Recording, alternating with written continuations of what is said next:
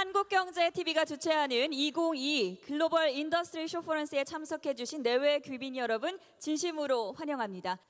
2022 글로벌 인더스트리 쇼퍼런스는 미국과 유럽, 아시아를 대표하는 UAM의 최고 전문가들과 함께 곧 다가올 미래를 실현하기 위한 과정들을 함께 해보도록 하겠습니다. 자, 그럼 본격적으로 2022 글로벌 인더스트리 쇼퍼런스를 시작해 보도록 하겠습니다.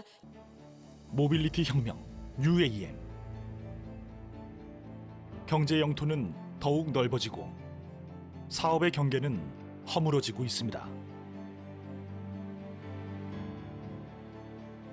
그 모든 것이 이루어지는 초거대 도시, 메가시티.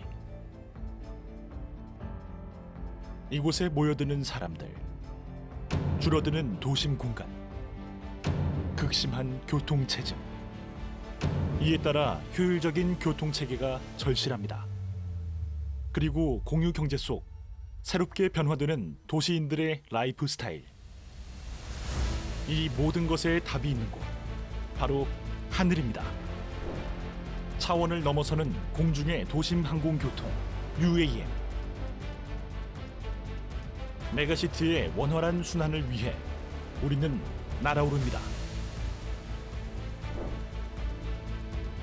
도시는 이제 하늘로 연결됩니다. 당신의 집과 일터, 휴식 공간.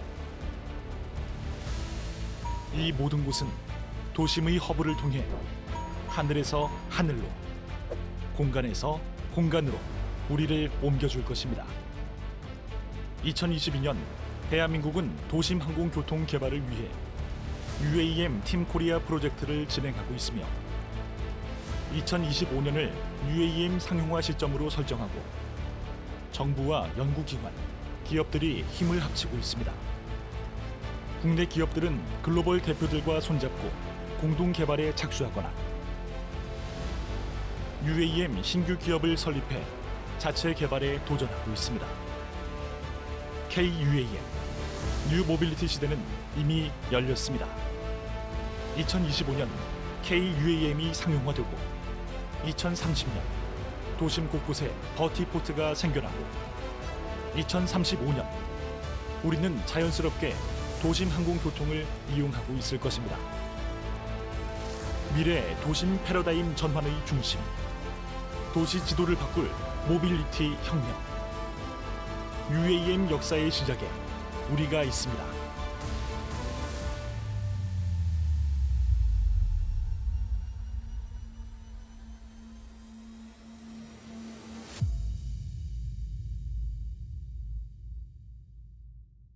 먼저 미국 연방항공국의 상업비행 인증을 가장 먼저 획득한 글로벌 톱메이커 조비 에이비에이션의 제품 책임자인 에릭 앨린슨께서 미국 UAM 개발 단계와 상용화 플랜에 대해서 발표를 해주신다고 합니다. Now, first of all, allow me to introduce our first speaker, Mr. Eric Ellison from Head of Product, Joby Aviation. Let's give him a big round of applause. 네, 큰 박수 부탁드리겠습니다. So I just want to say, first of all, thank you to the organizers of this showference. I know how much work it is to put on a big event, and I think this is pretty spectacular. You all have done a fantastic job, and it's a real honor to be here talking to you today. This is actually a map of Seoul.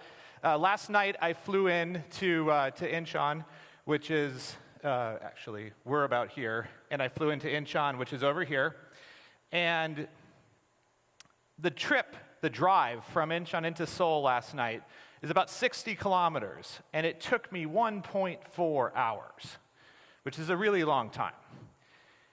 And it just emphasized to me this question of what do we care about? How do we think about the things that really matter to us? And one of the major things that matters is time.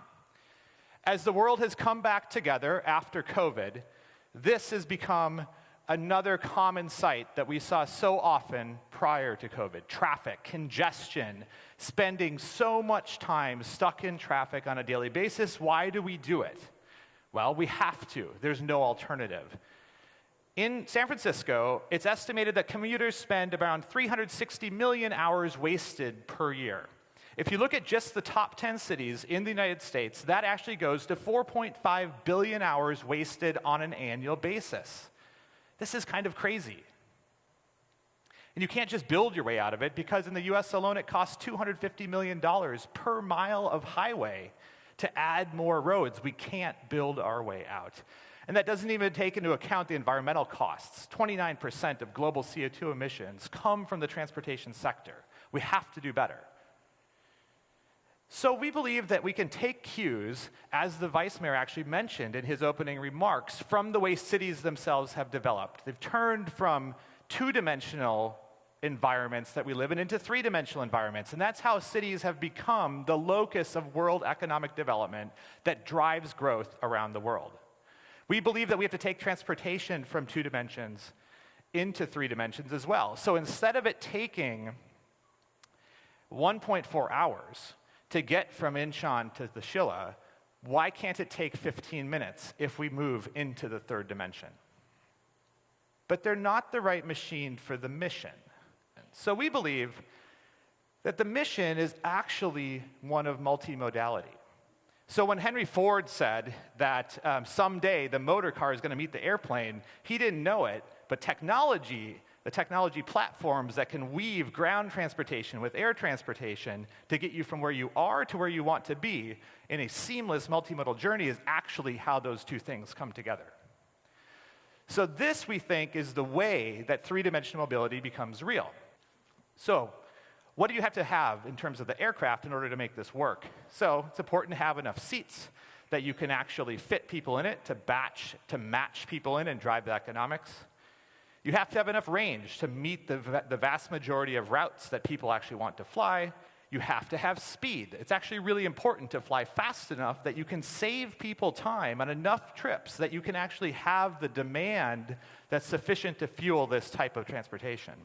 And we think it has to be quiet. So how are we going to do this? What are we going to bring together? So we have actually built a very incredible list of partners to actually make this mission possible, to be able to source that demand, to actually fuel this type of a multimodal service. And we've announced a partnership here in Korea with SK Telecom, one of the great companies here in Korea. I want to talk a little bit about that, a little more about that for a moment. One of the things that we can bring to bear from a partnership with SK Telecom is data. So this is an example of a day's worth of movement data in the entire country of Korea. The blue is origins, white is destinations. It's showing the pulse of people leaving where they're starting from, arriving someplace and going home, back and forth on a daily basis. We can look at more closely at just the Seoul region, the greater Seoul region, and see this throbbing life of people moving around. Well, this data can fuel the way we think about actually building out this type of a service. We can actually then look at the data and understand where are their origins and destinations of long-range trips or long-duration trips, which are the ones that are more amenable to this type of transportation. And from this data-driven approach, we can actually then site skyports in the best locations, in the way, the highest impact, so that the capital that we spend to actually create skyports goes the furthest, and we're fueling this by data. So that's the mission. That's how we want to attack that mission to accomplish it, but we need the machine that actually makes this possible. So this is what we've matured into. This is the aircraft that we are now working through the certification process with the FAA and going to bring to market. So it's very similar to those older aircraft that we built. It's 6 rotors that allow the aircraft to take off vertically like a helicopter, and then very quickly and efficiently transition into forward flight and fly like an airplane. So the 6 rotors tilt down and then act as propellers to drive the aircraft through the air amazingly quietly. And then to land, this process simply reverses. The propellers tilt back up, and then the aircraft lands like a helicopter. This is the aircraft. This is the machine that will make 3D transportation a reality. I want to talk a little bit more about this question of quietness.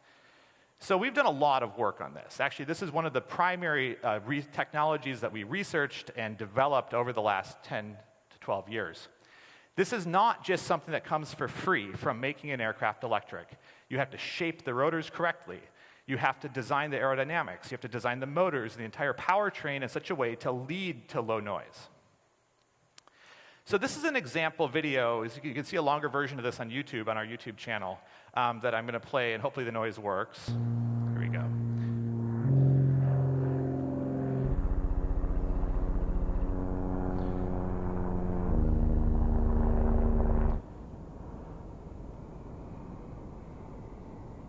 This is a calibrated test that we did with 5 different conventional aircraft and one of our aircraft to try to give an example of just how different this sounds when an aircraft like this is flying over. As you can see, it sounds nothing like anything you're used to if you have an instinct of what a small aircraft sounds like as it's flying over. And that's what makes this so different. And this is what allows us to have an acoustic footprint that's dramatically different than a helicopter. We know that what people want is to be able to spend more time, what I started out with, how do we value our time? I want to spend more time with my daughter, I want to spend more time with my wife and my son on a regular basis. So Joby's mission is to enable this, to make this possible. What we want to do is help the world to connect faster and more easily with the people and places that matter most to them, because that's what matters. We're looking forward to working with many of our partners, bringing that form of mobility here to Korea. Thank you for your time today.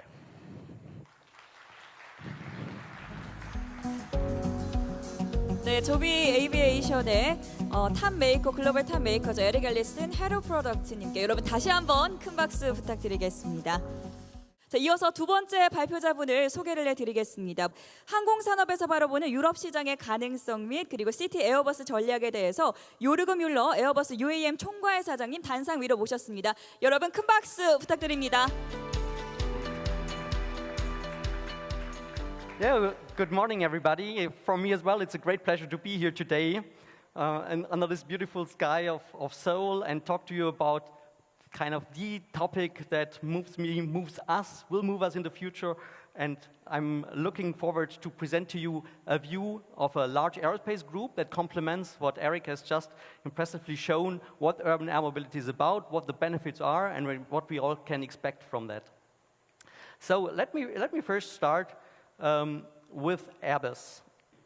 So Airbus, just to give you a rough figure, has today almost 13,000 commercial airplanes in service and almost as many helicopters. And all that gives us, of course, a lot of knowledge and a lot of experience in how to design, manufacture, service, and kind of operate these kind of aircraft, flying solutions basically, to serve the different needs that people might have. And this success was possible because my predecessors in the company, they had bold ideas, they were courageous, they took chances, and they invested in what was the future before, and which is today the bread and butter, the foundation of Airbus and of our company. And for us, there's 3 main reasons why we invest in urban air mobility. The first of it is obviously that it brings value to society. We've seen how much time it takes to commute in a large city like Seoul. Everybody of us has experienced it. So there's a clear need to bring people together, to connect people, to allow for a personal exchange as we have it here. The second one is around sustainable and zero-emission flight technology. Urban air mobility is a predecessor for all these kind of future vehicles and services that are built and that will be eco-efficient, eco-friendly, sustainable. They will be designed from the very beginning with this criteria in mind. And obviously, we want to create a future pillar of activity for Airbus where we can bring in our capabilities, deliver products and services. Now, in about 2014, we have started to bring all the initiatives that we found within Airbus together and to create one overarching urban air mobility vision. And what we have done, we have created 2 demonstrator vehicles. One, we called it the Vahana, that was flying in the United States of America, designed by our Silicon Valley Innovation Center. And we had one, a city Airbus, that we have designed in Europe. It was flying in Germany. So 2 very different concepts. One very good in forward flight, the other very effective in hover, and kind of already representative. And out of that knowledge, we have created what we call the CT Airbus Next Gen.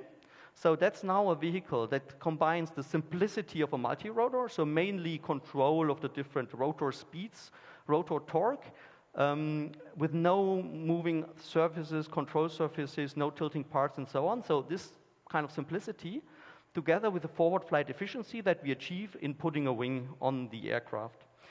What we think we can achieve with that is a vehicle that is able to do such a typical mission from Incheon to Seoul.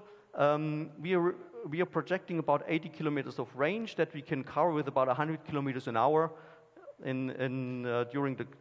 during its mission. This will allow us to cover about, we think, around 95% of the typical missions that you will find in large cities, in large urban areas. And obviously, the electrical flying will be very silent, as very impressively demonstrated by Joby. So it will be almost inaudible in cruise flight, in overflight, a bit more noisy in takeoff and landing, of course. But with all the measures you can take in terms of where to put the infrastructure and all the procedures, arrival and departure procedures and so on, you can minimize the effect on the ground really to a strong minimum. Obviously, such a vehicle will be designed for passenger transport, be it to the airport or to a large part of infrastructure. It can be a corporate shuttle to take company employees to different places, but it has also utility for medical services, for example. So taking a doctor or perhaps even a patient at one point in time between two hospitals or an emergency center, and this kind of value is also very important to show that it's not only about technology and about passenger transport, it creates real value to society that is broader than that. Now, nothing is really useful if you do not embed the vehicles in the ecosystem. And I think that's why we're here today as well, right? The KUAM initiative is about vehicles, but it's about providing everything around it that is needed to provide a meaningful service. And it's about the regulatory frameworks, of course, which are the foundation for a safe and efficient flight, and for a good integration into the cities and what's around them. It's about ground infrastructure, a very important piece that needs to be at strategic locations in town where actually the passengers want to go, so that the commute afterwards from or to the vertipad is not too long. The integration in other transport systems, be it rail, all kinds of ground transport systems, taxis and so on, is also very, very important, because often the part that you are doing with an urban air mobility system is only one element of your journey. So the whole journey needs to be efficient and optimized. Otherwise, this gain that you have in the flying segment and with the eVTOL, you will not really carry it over, and you will not really benefit from it so much when you look at the overall journey.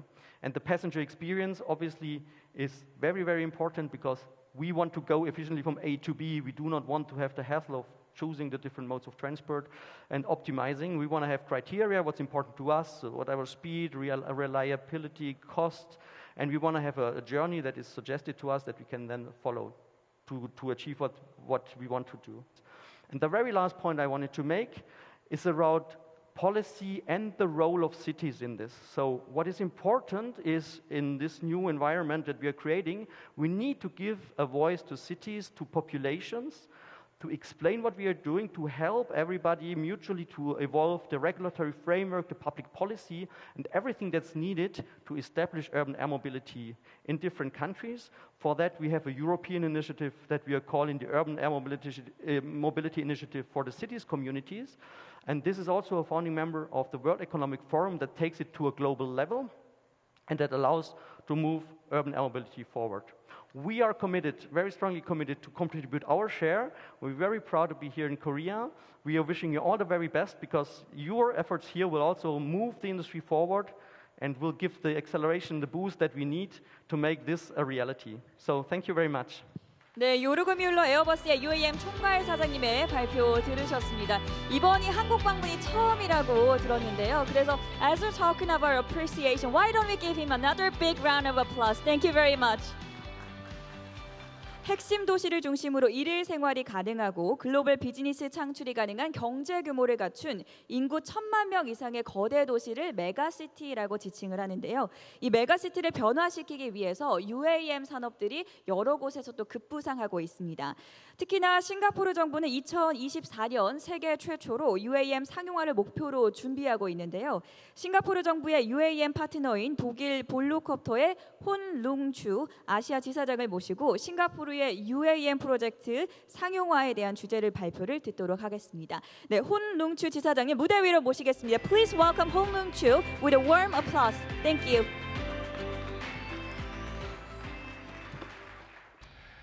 Good morning. Before I start, I want to thank the organizers, so the Korea Economic Broadcasting of the conference, and it's an honor for me today to present to you Volocopter.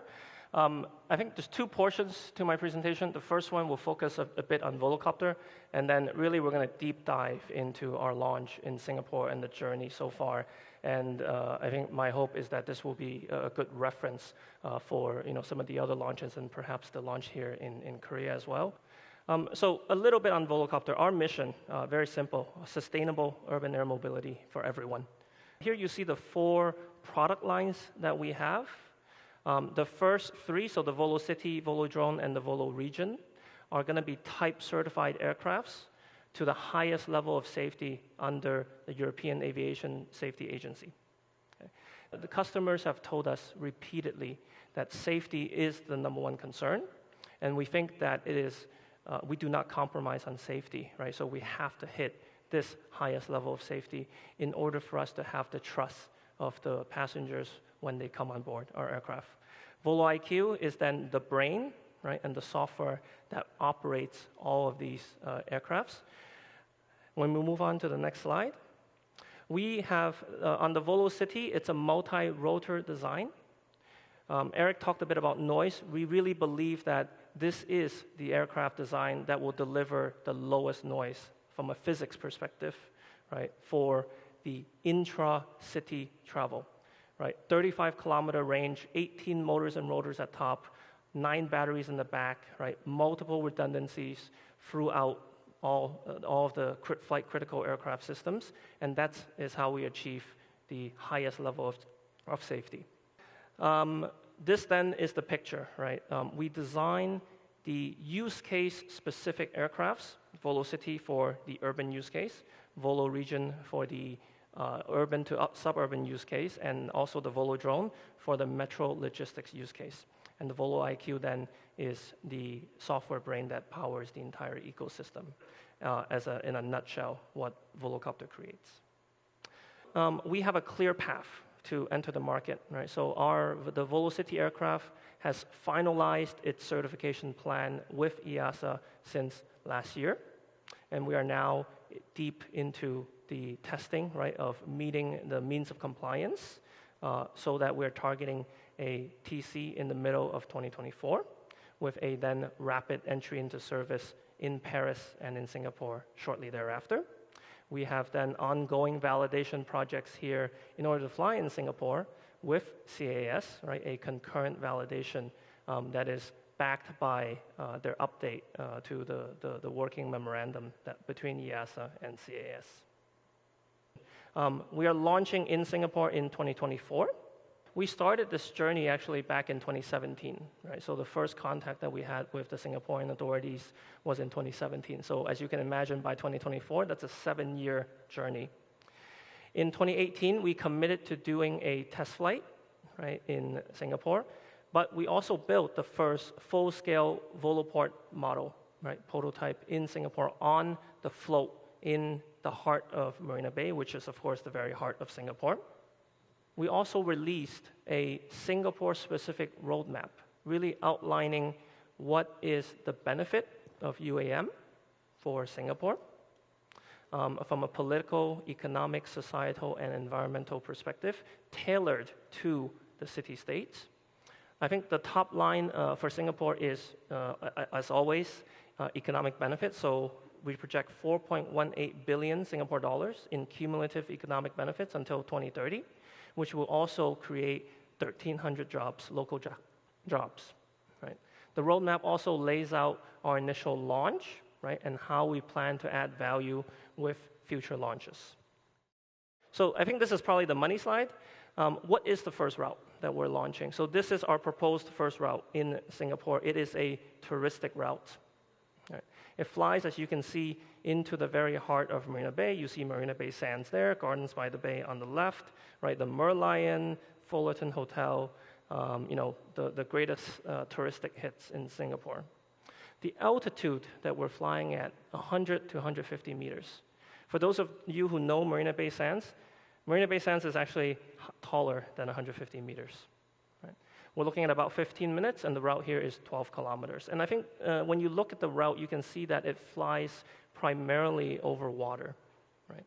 And this is one of the conservative approach that we take. Right? Also, as the mayor mentioned, right, flying over water is one of the additional risk mitigation measures that we can take in order to ensure 100% safety, right? Guaranteed safety when it comes to our operations. The range here, our Volocity is capable of flying 35 kilometers, but we're flying only 12 kilometers for the first route. So I think this is my last slide, but thank you very much for your time today. I hope this was helpful in understanding the journey that we have gone through so far in Singapore. We're still 2 years away from launch, but I think this hopefully helps to provide a lesson for launching UAM service in the Korea market. Thank you very much. 네, 볼로콥터의 혼룽추 지사장님께 여러분 뜨거운 박수 부탁드리겠습니다. 다채로운 또 영상 자료를 통해서 UAM에 대한 이해도를 한층 더 높일 수 있는 소중한 시간이었습니다. 대단히 고맙습니다. 네, 한국경제TV는 내년에도 더욱더 알차고 유익한 행사로 찾아뵐 수 있도록 최선을 다하도록 하겠습니다. 귀한 발걸음 해주신 참가자분들 그리고 시청자분들 다시 한번 대단히 감사하다는 말씀 드리고요. 한국경제TV가 주최한 2022 글로벌 인더스트리 쇼퍼런스 오늘 여기서 모두 마무리하도록 하겠습니다. 지금까지 한국경제TV 앵커 전세원이었습니다. 함께해 주신 여러분 대단히 고맙습니다.